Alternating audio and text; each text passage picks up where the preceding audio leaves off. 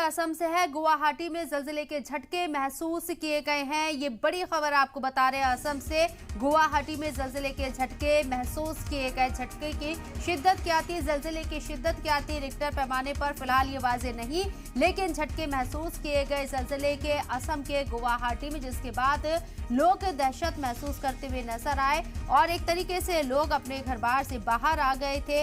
हालांकि यहाँ ज़लज़ले की रिक्टर स्केल पर क्या शिद्दत रही झटकों की, ये फिलहाल वाज़ेह नहीं है, लेकिन असम के गुवाहाटी में ज़लज़ले के झटके महसूस किए गए हैं। एपिक सेंटर क्या है ज़लज़ले का, फिलहाल ये भी जानकारी सामने नहीं आई है, लेकिन सबसे पहले ये बड़ी खबर असम के गुवाहाटी से आपके सामने। गुवाहाटी और आसपास के इलाके में ज़लज़ले के झटके महसूस किए गए हैं। गुवाहाटी ज़लज़ले से कांपती हुई नजर आई है। ज़लज़ले के झटके यहाँ महसूस किए गए हैं। गुवाहाटी और आसपास के इलाकों में ज़लज़ले के झटके महसूस किए गए। लोग डरे हुए सहमे हुए नजर आए।